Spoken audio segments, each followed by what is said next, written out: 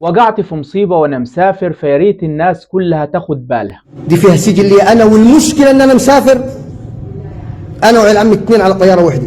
السلام عليكم ورحمة الله وبركاته. مبدئيا كده بعد ما تصلي على النبي ياريت تعمل متابعة للصفحة الجديدة دي علشان القديمة عليها مشاكل والفيديوهات هتبقى هنا. الفيديو اللي هتشوفوه ده رسالة توعية لكل الناس اللي بتسافر. في المطار مفيش حاجة اسمها مش شنطتي، مش بتاعتي، مش كرتونتي، الحاجة مش حاجتي، لا، كل ما هو معاك يخصك، ولو كانت فيه ممنوعات فهي جريمة عليك. فتخيل تكون متغرب سايب بلدك وأهلك وأولادك وأحبابك، ومرة وانت مسافر واخد حاجة لحد قريبك هناك، بتتفتش في المطار لقيوا فيها ممنوعات، ضاعت عليك التذكرة، راحت الإقامة في الدولة اللي انت رايحها، لبست جريمة، ضاع مستقبلك وهتترمي في السجن. وده اللي حصل مع واحد متغرب نزل يقضي أجازة مع أهله وأولاده وأحبابه، وبعد ما خلصت الأجازة خلاص حجز ومسافر. ما كانش حاجز ومسافر لوحده، ده كان معاه 2 من ولاد عمه. وقبل سفره بساعات واحد صاحبه اتصل بيه قال له الجماعة هيجيبوا لك علاج، انا تعبان وهتهولي معاك. قال له ريح نفسك يا صاحبي، ما تتعبهمش، ابعت لي انت الروشتة وانا هجيب لك العلاج واجيبه لك معايا. رد عليه هو وقال له لا خلاص كتر خيرك، الجماعة هيشتروا العلاج ويجيبوه له. وبالفعل جوا له البيت وجابوا له الحاجة، لكن اتفاجئ ان مع العلاج اللي مكتوب عليه اسمه في برطمان تاني مكتوب برضه عليه اسمه. مسك الحاجة وقال في نفسه ايه اللي خلاه يبعت البرطمان ده، ما هو قال لي علاج وبس. وهنا حس ان الامور مش تمام، فقال هفتح البرطمان. فتح البرطمان وشم ريحة غريبة، قال يمكن علشان ريحة ملوحة، لكن برضه ما اطمنش، فبدأ يفتش في اللي جوه البرطمان. واول ما فتح السمكة لقاها زي ما انتم شايفين في الفيديو كده، محشية من جوه نوع مخدر. ايوه بالظبط زي ما سمعت كده، طلع حتة المخدرات من جوه الملوحة البرطمان اللي بعته له صاحبه مع العلاج. وقبل ما نشوف الفيديو ونسمع من صاحب الواقعة، تخيل لو هو راح المطار وتفتش هناك واتمسكت معاه الحاجة دي، انسى سفره، انسى شغله، انسى اقامته، انسى مستقبله ومستقبل اولاده اللي ضيع عمره علشان، وانساه هو، لانه هيخش في دوامات وهيتقبض عليه وهتتعمل له قضية الى اخره.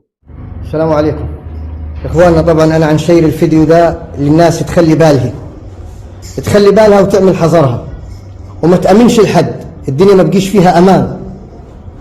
اخ كنت فاكر عزيز وفاضل طلب مني دواء، قلت له ابعت لي اسم الدواء وانا نشتريه ونجيبه ليك، قال لي لا ده عيالي اشتروه. طبعا الدواء اهو، وطبعا البرطمان مكتوب عليه اسم صاحبه، برضه العدم التشهير، العدم التشهير عشان خاطر بيت يتوقف حالها، عشان خاطر اخت ما لها الذنب. الواحد عامل اعتبارات كتير، في ناس ما لها الذنب تتاخد في الرجلين.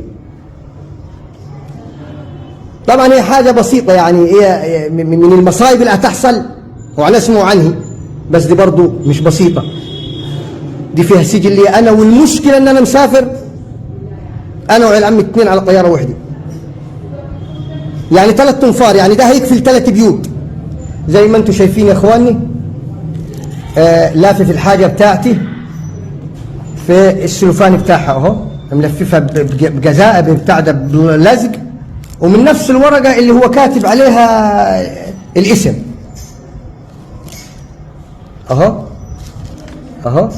الورق حاطه كده وحاطه في التوني. فانا طبعا كان الاتفاق على انه دواء، بس طلع الموضوع انه دواء وبرطمان. شميت ريحه البرطمان لقيته وحش، في الاخر طلعت فيه توني.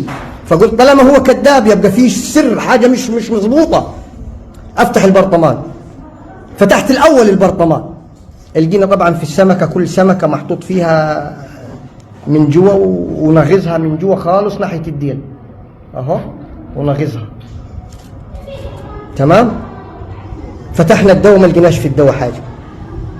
اتصلت بالشخص، ايه اللي انت بعتي ده؟ انا لقيت كذا في الدواء. قال لي انا ما نعرفش وما حطيتش حاجه في البرطمان. طبعا دارت بيني ما بين رسائل، سمعت الرسائل الناسي تمام. والله العظيم خوفا، مش عشان الشخص، عشان زي ما فهمتكم وقلت لكم، نخاف من بنته، نخاف من اخوه، نخاف من كذي، انه يتشهر وما ليه الذنب. اذا كان واحد وقح وما ترباش وبيأذي الناس، يعني انا واحد طالع ياكل عيش، طالع على اكل عيشه ولعيالي، يروح يتسجن ياخذ له 15 20 سنه، ده لو ما خدش اعدام. وده مش واحد، ده 3، كل واحد معاه 5 6 عيال، يعني 20 عيل انت تيتمهم. فالواحد ياخد حذره لو أخوه معاه في البيت ما ياخدلاش حاجة. الأحسن إنه ما ياخدلاش ولا يفتش ولا يتعب دماغه، في خباثة في حطة الحاجة وفي خباثة في كل حاجة، فالأحسن إنه ما ياخدش. وحسبي الله ونعم الوكيل. واخيرا بفكركم وده بعد اذنكم تدخلوا تعملوا متابعة للصفحة الجديدة علشان القديمة اتعطلت ودي اللي هيكون عليها الفيديوهات. وعايز اعرف برضو رأي حضراتكم في الموضوع ده من خلال الكومنتات، وما تنسوش تعملوا مشاركة للفيديو كرسالة توعية للجميع. بس كده اشوفكم على خير، والسلام عليكم ورحمة الله وبركاته.